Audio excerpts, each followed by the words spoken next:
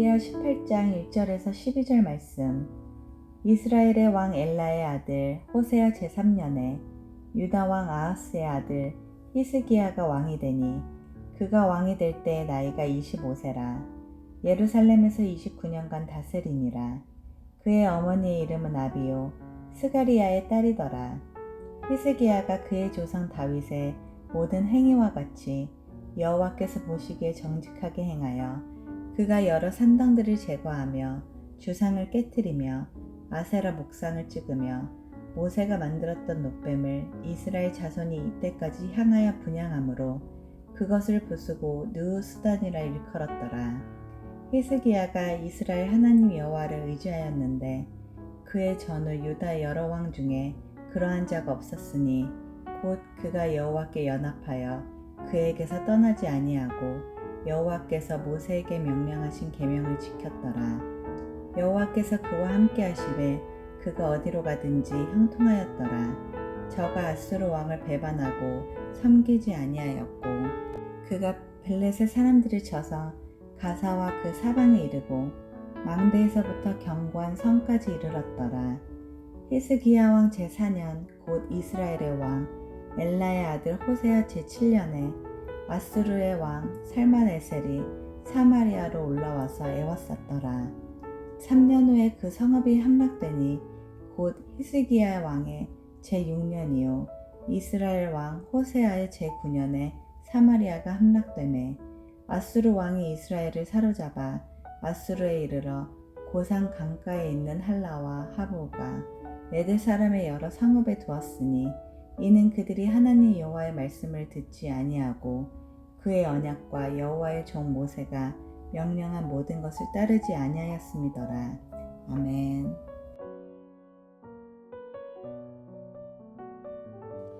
함께 기도하겠습니다. 하나님, 오직 주의 은혜로만 살게 하여 주옵소서. 말씀의 진리, 말씀의 은혜 앞에 반응하게 하시고 그 주께서 허락하시는 새로운 은혜로 우리의 삶이 깊이 있게 누려지게 하여 주옵소서. 이 모든 말씀 예수님 이름으로 기도하였습니다. 아멘. 할렐루야. 아무런 자격이 없는 우리에게 은혜를 주시고 또 그 무조건적인 은혜로 살아갈 수 있도록 모든 것을, 정말 모든 것을 허락해 주신 우리 하나님의 이름을 높이 찬양합니다. 먼저 오늘은 8월의 첫날입니다. 지난 7월 한 달 정말 믿음 붙들고 살아오시느라 참 수고하고 애쓰셨습니다. 축복하기는 새롭게 시작되는 이 8월의 모든 시간 속에 하나님께서 새롭게 부어주시는 은혜가 우리 모든 믿음의 동역자들에게 가득하시기를 주의 이름으로 축복합니다. 이제 말씀으로 들어가 오늘 우리가 함께 나눌 말씀의 제목은 심은 대로 거두지 않는, 심은 대로 거두지 않는 이라고 하는 말씀의 제목입니다. 아마도 말씀의 제목이 조금 이상하다라고 생각하시는 분들도 계시리라 생각됩니다. 왜냐하면 우리의 인생은 대부분 심은 대로 거두는데, 그래서 콩 심은 데 콩 나고 팥 심은 데 팥이 나는 것이 일반적인데, 오늘 말씀의 제목은 그렇지 않다라는 것이 전제이기 때문이지요. 그럼 무엇 때문에, 그리고 무엇이 심은 대로 거두지 않게 하는 걸까요? 그리고 과연 심은 대로 거두지 않는 것이 우리의 삶에 좋은 것일지요, 혹은 나쁜 것일지요? 함께 그것을 묵상하면서 8월의 첫날 하나님께 주신 은혜를 깊이 있게 누려가시기를 주의 이름으로 축복합니다. 심은 대로 거두지 않는, 먼저 오늘 본문 중에요, 우리 3절과 4절 말씀 함께 읽어보겠습니다. 3절과 4절 말씀입니다. 히스기야가 그의 조상 다윗의 모든 행위와 같이 여호와께서 보시기에 정직하게 행하여 그가 여러 산당들을 제거하며 주상을 깨뜨리며 아세라 묵상을 찍으며 모세가 만들었던 놋뱀을 이스라엘 자손이 이때까지 향하여 분향함으로 그것을 부수고 느후수단이라 일컬었더라. 아멘. 오늘 말씀은 히스기야 왕에 대한 말씀입니다. 그런데 히스기야는 지금까지 우리가 다루었던 그 왕들과는 다르게 엄청나게 영적 개혁을 일으킨 사람이었습니다.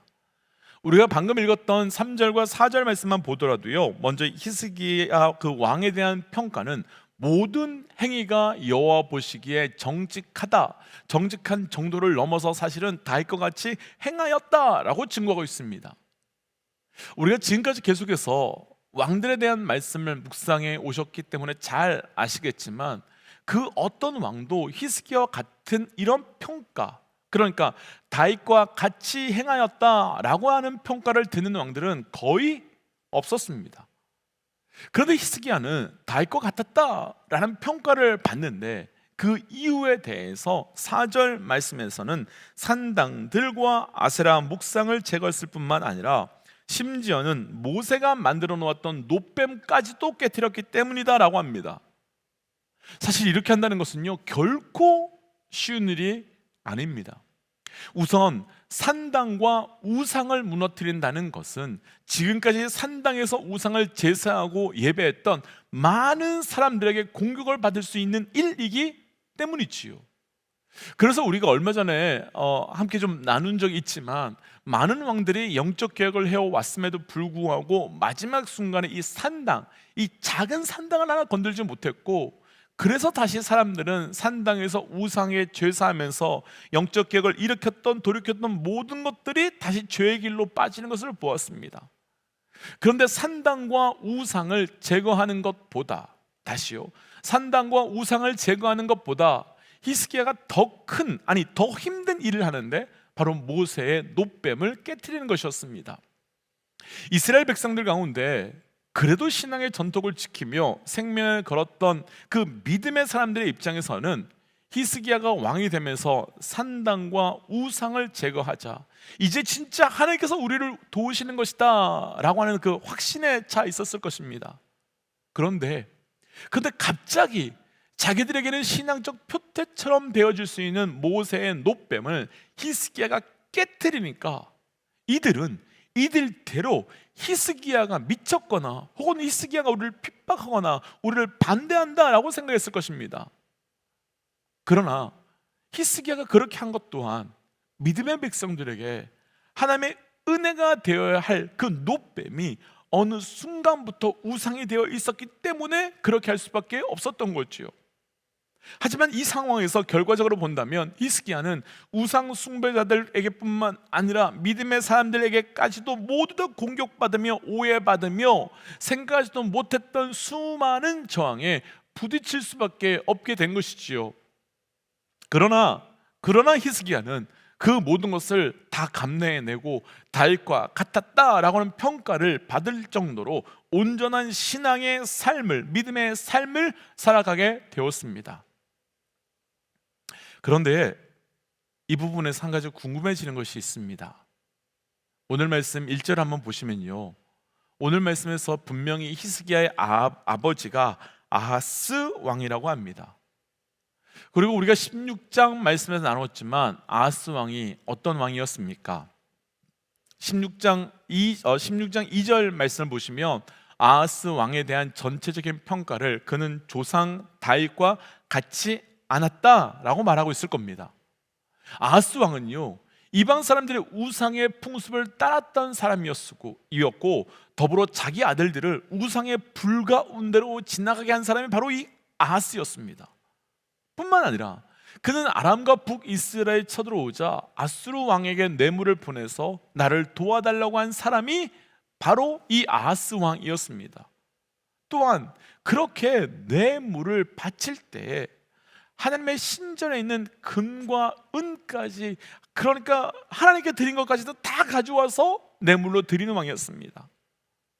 그런 다윗의 길을 가지 않았다고 말하고 있는 아하스 왕이 지금 다윗과 같았다라고 하는 평가를 받고 있는 이 히스기야의 아버지라는 겁니다. 우리가 선언에서 잠시 나누었지만 콩을 심으면 콩이 나고요, 팥을 심으면 팥이 나는 것이 일반적인 원리입니다. 오늘 말씀 2절에서 히스기야가 25세의 왕이 되었다라고 하는데, 그렇다면 25년 동안 히스기야는 적어도 아버지 아하스가 어떻게 통치하고 있는지를 보았고 어떻게 살아가고 있는지를 경험했고, 그 히스기야는 아버지 아하스 왕을 따라갈 수밖에 없었을 것인데, 오늘 말씀을 보면 이 아하스 아버지와 히스기야는 완전히 다른 삶을 살고 있습니다. 어떻게 이렇게 된 것이겠습니까? 오늘 말씀 제목 그대로 한다면 어떻게 심은 대로, 심기어진 대로 거두지 않는 삶을 살 수 있게 된 것이겠습니까? 우리는 일반적으로 좋은 부모 밑에 좋은 자녀가 태어난다고 말하고, 그래서 때로는 어떤 자녀가 어렵고 힘든 삶을 살면 부모 잘못 만나서 라는 말을 하기도 하지요. 근데 정말 좋은 자녀가, 좋은 부모가 있어야만 자랄 수 있는 것이고, 좋은 부모를 만나지 못한 자녀들은 다 나쁜 자녀로 자랄 수밖에 없는 것입니까? 아니지요. 아니지요. 사실 우리는 그 답을 너무나 잘 알고 있습니다. 아닙니다. 절대 그렇지 않습니다. 좋은 부모 밑에서 태어났지만 좋은 자녀가 되기 위해서는 좋은 부모 밑에서 자라나는 것보다, 그것뿐만 아니라 수없이 많은 일들이 함께 되어야만 됩니다. 좋은 친구를 만나야 되고요, 좋은 건강을 가져야 되고요, 어떤 사고도 당하지 않아야 되고요, 어떤 힘들고 어려운 일이 있다 할지라도 그것이 다 감내해낼 수 있는 일들로 되어야 되고요, 또 그 일들을 견뎌내갈 수 있는, 또 도와줄 수 있는 사람들과 동행자들이 있어야 됩니다. 그러니까 단순히 좋은 부모 밑에서 태어난다고 해서 좋은 자녀가 되어가는 것이 아니라 수없이 많은 일들이 함께 되어야만 좋은 자녀가 될 수 있는 것이요. 그러니까 본질적으로 우리의 삶에 그 모든 것이라고 표현될 수 있는 하나님의 은혜가 개입되지 않고서는, 그리고 하나님의 은혜가 없이는 그 어떤 것도 우리가 거두고 이뤄낼 수 없는 것인데, 히스기야가 다윗과 같이 갈 수 있었던 본질적 삶의 이유는 바로 그 삶에 하나님의 은혜가 임하였고 하나님의 은혜가 넘쳤기 때문인 것이지요. 그렇다면 우리 삶에서 반응을 바꾸어야 할 것이 있습니다. 우리는 때때로 부모로서 좋은 것을 자녀에게 주지 못해 미안한 마음을 가지곤 하지요. 그리고 또 때때로는 누구들처럼 좋은 환경에서 자라지 못한 것을 원망하기도 하지요. 그러나 그렇지 않습니다. 그럴 필요 없습니다. 우리에게 핵심은 은혜이고, 우리가 구하고 간구해야 될 것도, 그리고 우리가 우리 자녀들과 우리 주변의 사람들에게 축복해 주어야 하는 것도 오직 한 가지, 바로 하나님의 은혜, 그 한 가지이기 때문입니다. 그래서 저를 비롯한 우리 모든 믿음의 동역자들에게 도전하기는 오직 은혜로 살고 오직 은혜로 나아갈 수 있는 영적 은혜, 그래서 오직 은혜를 붙들고 나아가시기를 주의 이름으로 도전합니다. 그렇다면 히스기야가 누린 은혜라는 것은 무엇일까요? 심은 대로 거두지 않은 그 두 번째 말씀인데요, 오늘 본문 5절 말씀 함께 읽어보겠습니다. 5절 말씀 함께 읽어볼까요? 히스기야가 이스라엘 하나님 여호와를 의지하였는데 그의 전후 유다 여러 왕 중에 그러한 자가 없었으니 곧 그가 여호와께 연합하여 그에게서 떠나지 아니하고 여호와께서 모세에게 명령하신 계명을 지켰더라. 아멘. 그렇다면 히스기야가 누린 은혜는 어떤 은혜였으며, 또 어떤 은혜가 그의 삶을, 그 나쁜 환경, 나쁜 관계를 다 뛰어넘어서 오직 은혜로만 살아갈 수 있게 한 것일까? 그 영적 이유가 우리가 조금 전에 읽었던 5절 말씀에 나오는데요, 5절 말씀에서는 히스기야가 이스라엘의 하나님 여호와를 의지했다라고 나옵니다. 여기서 말하는 의지했다라고 하는 말은요, 의지했다는 말은 단순하게 힘들고 어려운 상황과 환경 가운데서 그냥 기대거나 혹은 조언했다 그런 정도가 아니라, 그보다 훨씬 더 깊은 의미로 히브리어 원어로는요, 바타흐라고 하는 단어를 쓰는데, 그 단어의 뜻은 의지하고 신뢰했는데, 그 의지하고 신뢰한 것으로 인하여 편안해지고 안도감을 얻게 되었다는 뜻, 바로 그 상태를 의미하는 것입니다. 아주 간단하게 이것을 설명해 본다면요, 내가 어떤 상황, 어떤 환경에 있다 하더라도 내가 믿고 신뢰할 수 있는 사람이 있다라고 하는 그 든든한 안도감, 그리고 그 편안함을 말하는 것이지요. 저희 아이들이 어렸을 때를 한번 생각해 본다면 아침에 자다가 일어나서 막 울다가 엄마만 옆에 있으면 금세 다시 편안하게 잠자는 그런 상태, 그런 느낌을 바타흐라고 말하는 겁니다. 히스기야가 어떻게 우상 숭배자들에게 욕먹을 줄 알면서도 산당과 우상들을 제거할 수 있었을까요? 히스기야가 어떻게 같은 믿음의 사람들에게도 손가락질을 받고 비난받을 것을 알면서도 그 모세의 노뱀을 깨뜨릴 수 있었을까요? 한 가지입니다. 어떻게 해도 무엇을 해도 나에게는 하나님이 있다라고 하는 안도감, 그리고 든든함, 그리고 신뢰감, 바로 이런 바타의 믿음이 히스기야에게는 있었기에 히스기야는 은혜의 걸음을 끊임없이 걸어갈 수 있게 된 것이지요. 사실 우리는 살다 보면 원수들의 눈치도 보아야 하지만 같은 편의 눈치도 보아야 할 때가 참 많습니다. 그래야 우리가 원하는 것을 거둘 수 있고, 그래야 우리가 원하는 것을 얻을 수 있기 때문이지요. 그런데 그렇게 해서 정말 중요한 것을 놓치고 잃어버릴 때가 있습니다. 그러나 이제 우리가 은혜로 살기 위해 다시 방향을 잡고 다시 하나님 나와 함께 계시니, 하나님 나와 함께 동행하시니 그것만으로도 괜찮다라고 하는 그 굳은 믿음으로 살아가기 시작할 때 심은 대로 거두는 것이 아닌 은혜대로 거둘 수 있는 삶이 될 수 있는 것입니다. 이것을 믿는다면 우리의 삶의 태도는 달라질 수밖에 없을 것입니다. 우린 최선을 다해 심기 위해 사는 존재가 아니라 우리는 은혜로 살기 위해 살아가는 존재인 것입니다. 그래서 이 시간 이렇게 기도하고 싶습니다. 하나님, 우리의 삶을 심은 대로 거두는 삶이 아닌 은혜로 사는 삶임을 고백하게 하시고, 그래서 심기 위하여 열심으로 사는 자가 아니라 그 심은 이후에 은혜로 살아가기 위하여 믿음으로 사는 자 되게 하여 주옵소서라고 함께 기도하겠습니다. 함께 기도할까요?